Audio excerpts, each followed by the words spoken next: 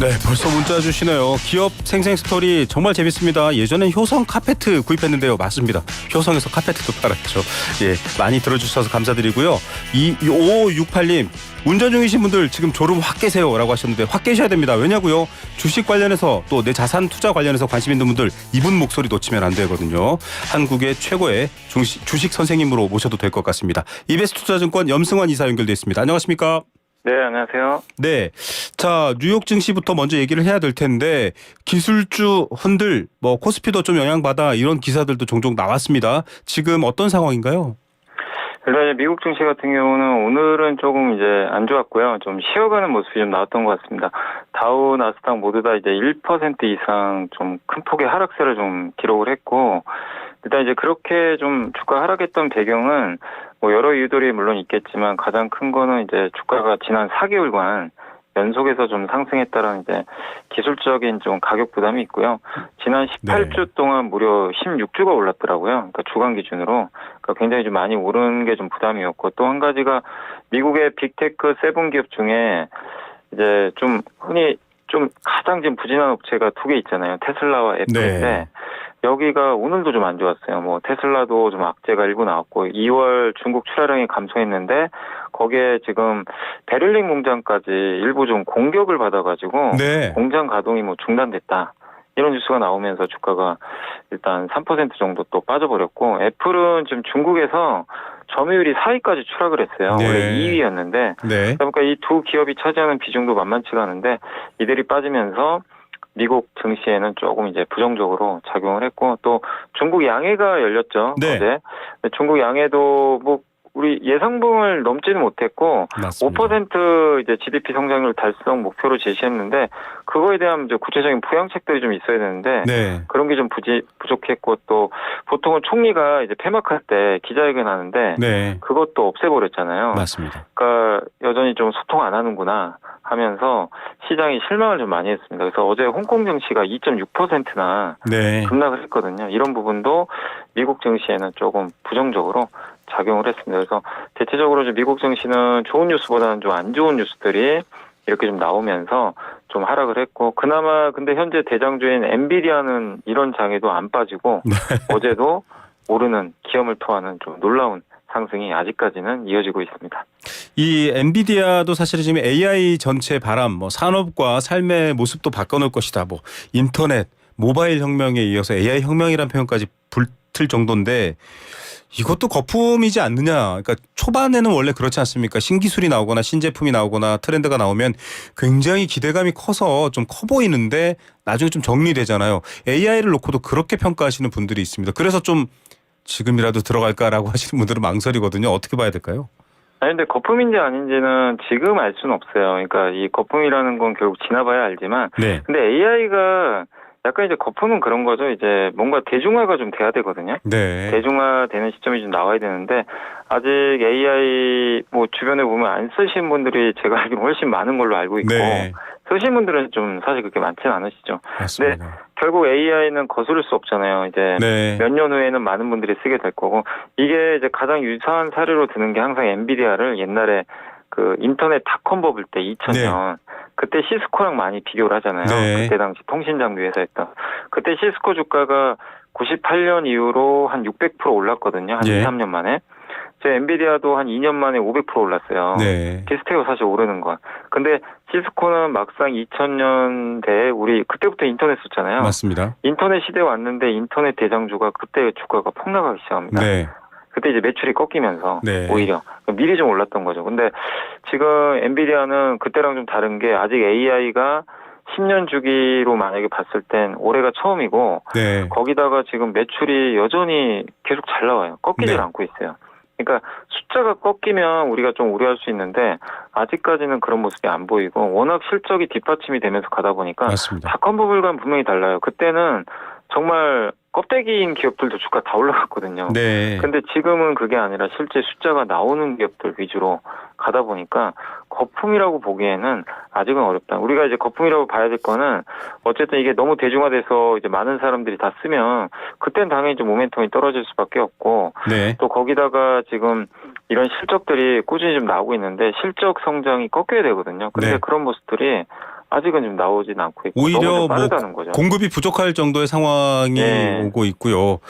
그래서 제가 이제 말씀드리고 싶은 거는 지금 뭐 이렇게 올랐기 때문에 좀 기다리긴 해야죠. 좀 네. 쉬어갈 수는 있는데 그런 쉬어가는 걸 이용해서 좀 비중을 늘리시면 좋겠고 네. 아직은 뭐 이거 끝났다라고 좀 보기에는 AI가 이제 시작이기 때문에 맞습니다. 그건 조금 너무 좀 성급한 것 같습니다. 맞습니다. 전체 시장을 그렇게 무자르듯 바라보면 안 되고요.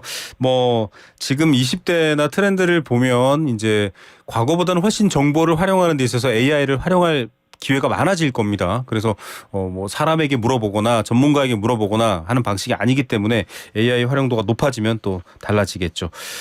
금융 상황도 알아보겠습니다. PC 물가 지표는 예상대로 발표가 됐었던 것 같고요. 베이지북도 그렇고 여러 가지 미국 금융 정책에 대한 관심. 근데 요즘 뭐 미국 금융 정책보다는 엔비디아가 더 영향을 미치는 것 같긴 한데 어떻습니까? 금융 정책 관련된 소식들.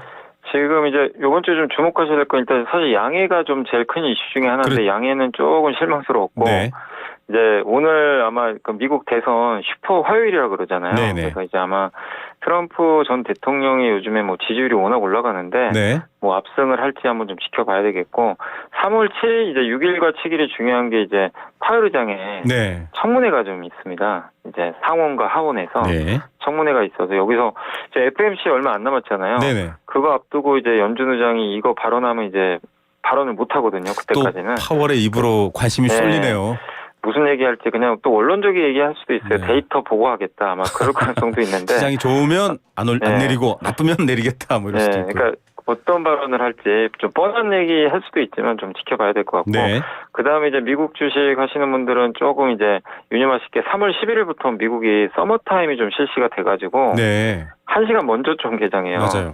그래서 11시 반이 아니라 10시 반에 밤에 네. 개장하는 거 좀 참고하시고 그다음 3월 15일 날에 일본 임금 협상이 있습니다. 네. 임금 협상이 만약에 우리 예상보다 높게 나오면 일본이 마이너스 금리를 해제할 수도 있거든요. 네. 그래서 엔화에 영향을 줘서 중요할 것 같고 그다음에 3월 21일로 알고 있는데 마이크론 실적 발표 있거든요. 네네. 네.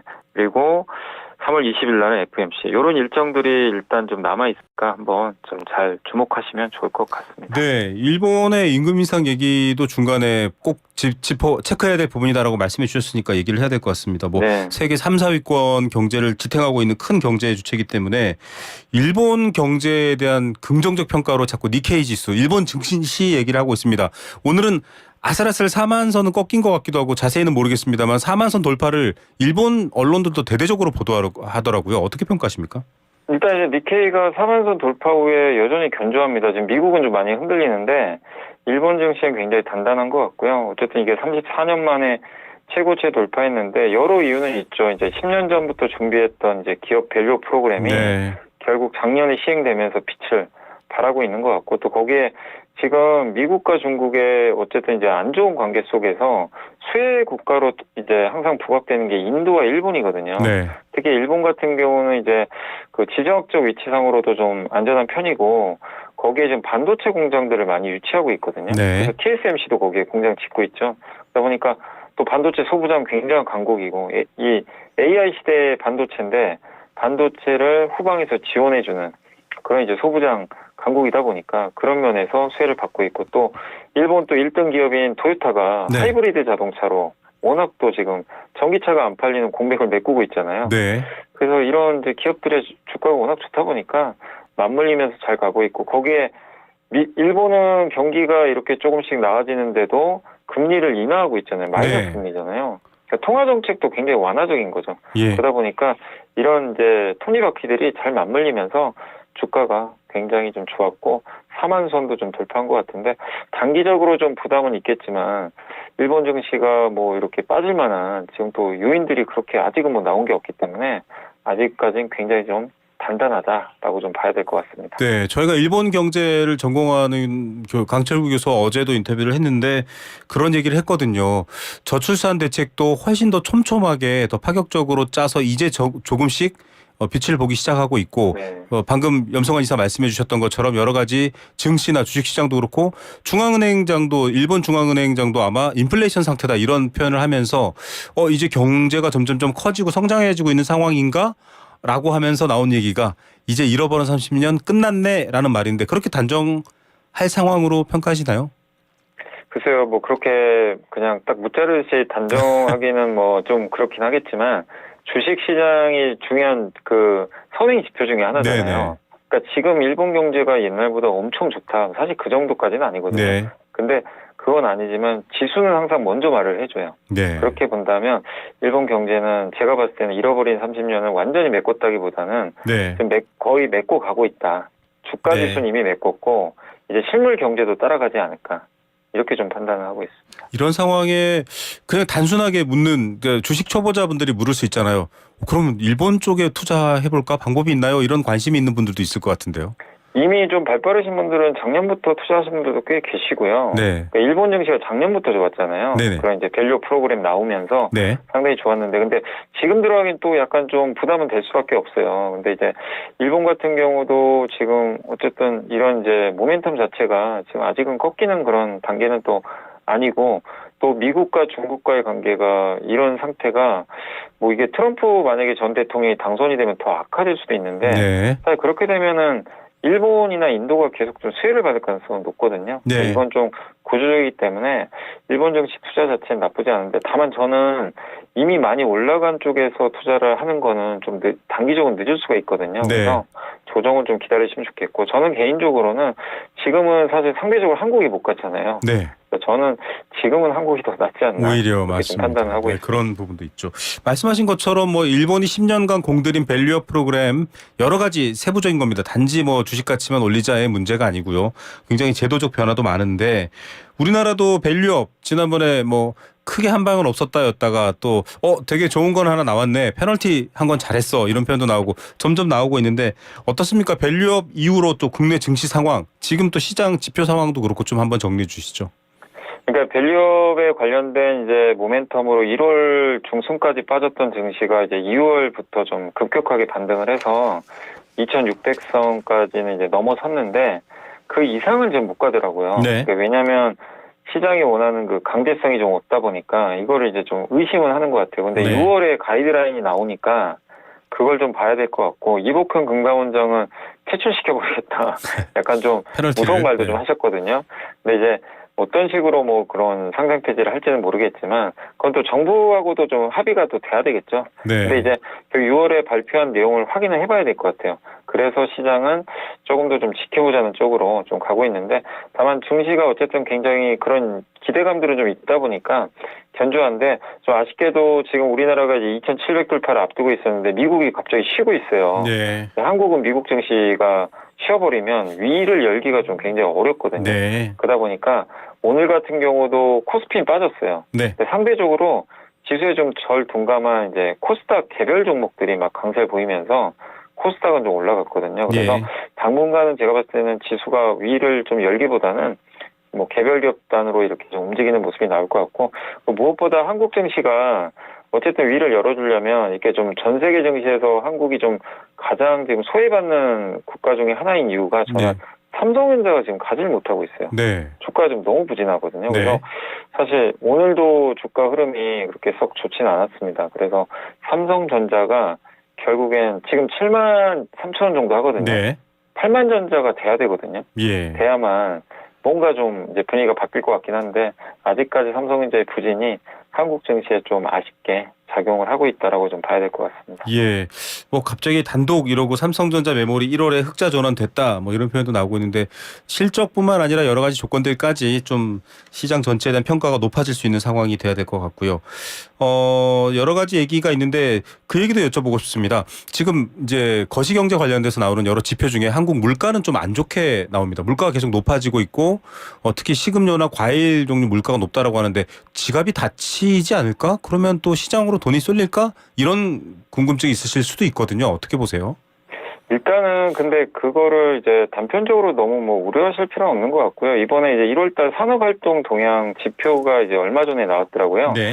그걸 보면 일단 지금 수출은 좀 아마 늘고 있는 거 알고 계실 거예요. 그러니까 기업들의 수출이라든가 특히 반도체 네. 이들 산업들이 일단 잘 되면 네. 결국 거기에 이제 근로하시는 분들의 근로자들이 소득이 올라가게 되거든요. 네. 그럼 나중에 이게 결국에 이제 내수 쪽에도 영향을 주고 있고, 또 사실 지금 내수 경기가 안 좋다는 건 다들 알고 계실 거예요. 네. 근데 이제 정부가 그런 것들에 대한 대책도 좀 마련을 하고 있는 것 같고 또 최근에 이제 소비자 뭐 동향이라든가 이런 걸 조사를 해봐도 소비 심리가 네. 생각보다 그렇게 나쁘지가 않습니다. 소비 심리 자체도 좀 어떻게 보면 좀 반등을 좀 해주고 있고 또 네. 우리나라 지금 발표된 경기 선행지수가 이번에 100을 넘었어요. 기준치를. 네. 그러니까 선행지표를 봐도 그렇게 지금 나쁜 상은 아니고 이번에 또 소비지표 내에서도 좀 눈에 띄는 건 소비가 다 좋다는 건 아닌데 이 내구재 소비는 확실히 좋진 않아요. 그러니까 네. 오래 쓸 수 있는 거 있죠. 뭐 네네. 가전, 가구. 근데 비내구재 있죠. 금방 네. 쓰고 있는 것지 뭐 화장품 같은 거라든가 음식료.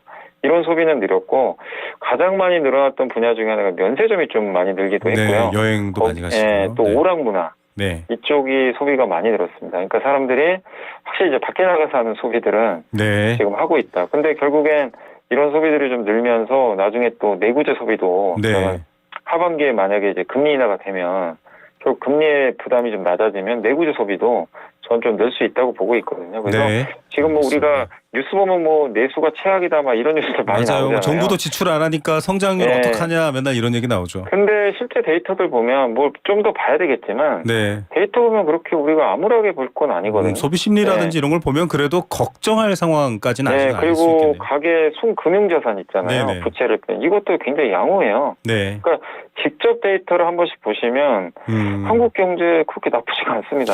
그래서 간단한 편인데 네. 뭔가 이제 심리적으로는 내수 안 맞습니다. 좋은 것 같은데 그래서 이런 생각들을 하시겠지만 네, 염승환 네. 이사께서는 뭐 미국 시장, 일본 시장 다 좋은데 한국 시장 괜찮습니다. 더 클 건데 얘기를 해주시는 거에도 요 배경도 네. 좀 보셔야 되고요.